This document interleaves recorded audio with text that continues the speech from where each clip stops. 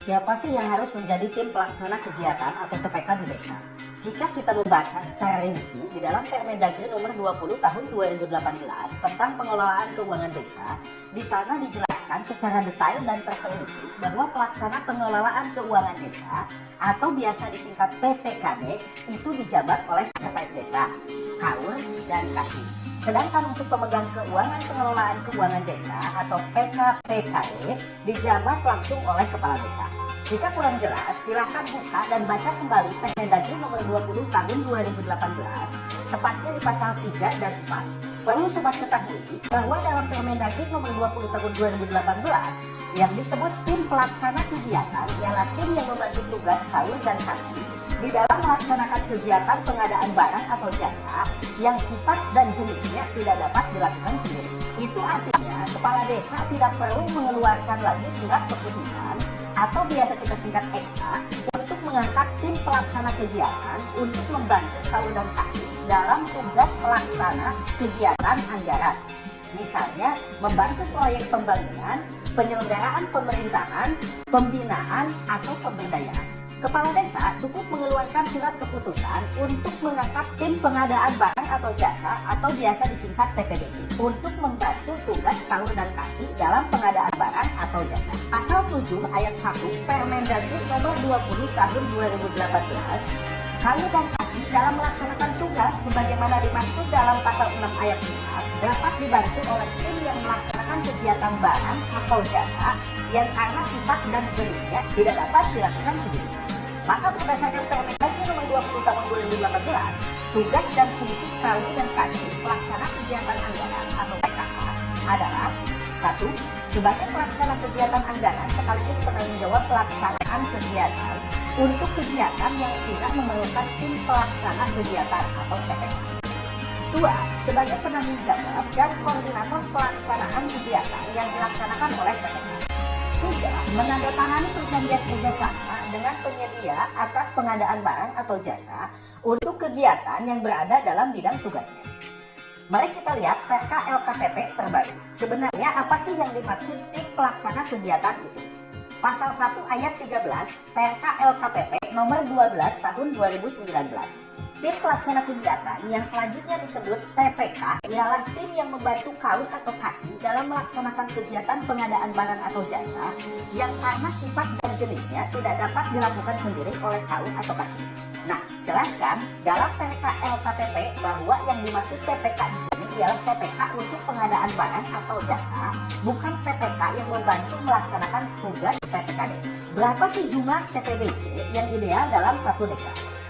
Pada dasarnya, jumlah tim pengadaan barang atau jasa atau TPBJ adalah meliputi jumlah kegiatan yang dianggarkan dalam APBD. Namun, berdasarkan ketentuan pasal 7 ayat 1 Permendagri nomor 20 tahun 2018, tidak semua kegiatan barang atau jasa memerlukan tim. Berikut contoh kegiatan yang tidak memerlukan TPBJ adalah sebagai berikut. 1. Penyediaan penghasilan tetap dan tunjangan kepala desa. 2. Penyediaan penghasilan tetap dan tunjangan perangkat desa. 3. Penyediaan jaminan sosial bagi kepala desa dan perangkat desa. Dan yang keempat, penyediaan insentif atau operasional RT atau RW. Selain kegiatan di atas, sebenarnya desa dapat menetapkan TPBJ untuk kegiatan lainnya.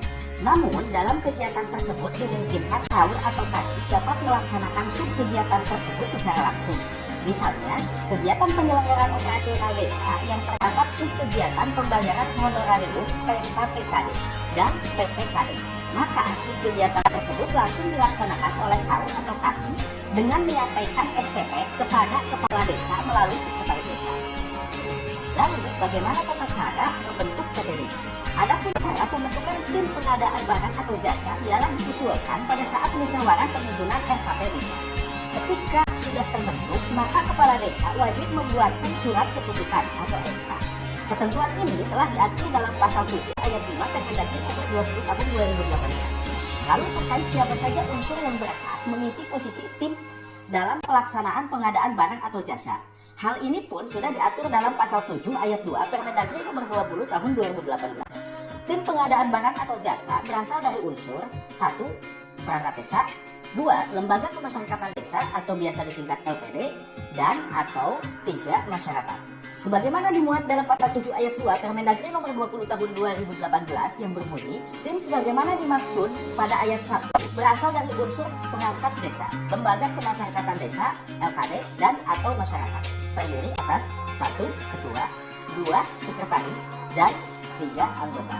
Selanjutnya, karena Kawin dan Kasih sudah menjabat sebagai pelaksana pengelolaan keuangan desa atau PPKD, maka terkait siapa perangkat desa yang berhak menjadi tim pengadaan barang atau jasa seperti disebutkan dalam pasal 7 ayat 2 diperjelas kembali pada pasal 7 ayat 3 Permendagri nomor 20 tahun 2018. Jika kita telah bersama, tepatnya di ayat 3, kita dapat menyimpulkan bahwa yang dimaksud unsur perangkat desa yang bisa dijabat sebagai TPBJ ialah pelaksana kewilayahan atau kepala dusun. Kemudian, terkait apa tugasnya TPBJ dalam Permendagri nomor 20 tahun 2018 tidak dijelaskan secara detail karena hal ini diatur oleh Perka LKPP sebagaimana lembaga yang mempunyai kewenangan terkait pengaturan pengadaan barang atau jasa di pemerintahan. Sebagai pedoman dalam pengadaan barang atau jasa di desa, ada beberapa Perka LKPP yang perlu kita pelajari, antara lain 1. Perka LKPP 13 tahun 2013.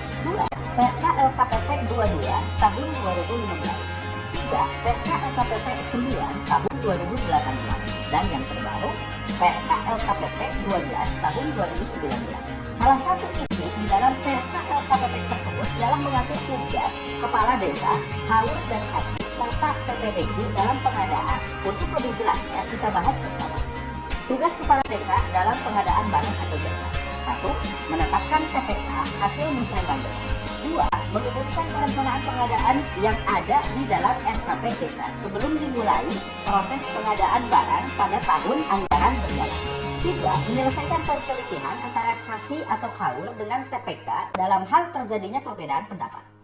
Selanjutnya, tugas kawin dan kasih dalam pengadaan barang dan jasa. 1. Menetapkan dokumen persiapan pengadaan. 2. Menyampaikan dokumen persiapan pengadaan kepada TPBJ. 3. Melakukan pengadaan sesuai dengan ambang batas nilai dan kegiatan yang ditetapkan Musyawarah. 4. Menandatangani bukti transaksi pengadaan. 5. Mengendalikan pelaksanaan pengadaan. 6. Menerima hasil pengadaan.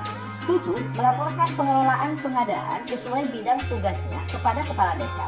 Dan 8. Menyerahkan hasil pengadaan pada kegiatan sesuai bidang tugasnya kepada kepala desa dengan berita acara pencerahan. Selanjutnya, tugas TPBJ dalam pengadaan barang dan jasa. 1. Melaksanakan suap lola. 2. Menyusun dokumen lelang. 3. Mengumumkan dan melaksanakan lelang untuk pengadaan melalui penyedia. 4. Memilih dan menetapkan penyedia. 5. Memeriksa dan melaporkan hasil pengadaan kepada kasih atau kawin. Dan 6. Mengumumkan hasil kegiatan dari pengadaan. Nah, itulah yang bisa kami sampaikan. Bila terdapat kekeliruan dalam penyampaiannya, mohon koreksinya pada kolom komentar di bawah. Bagi sobat yang kebetulan belum mempunyai contoh SK tentang pengadaan barang dan jasa, bisa download pada deskripsi video di bawah ini. Terima kasih.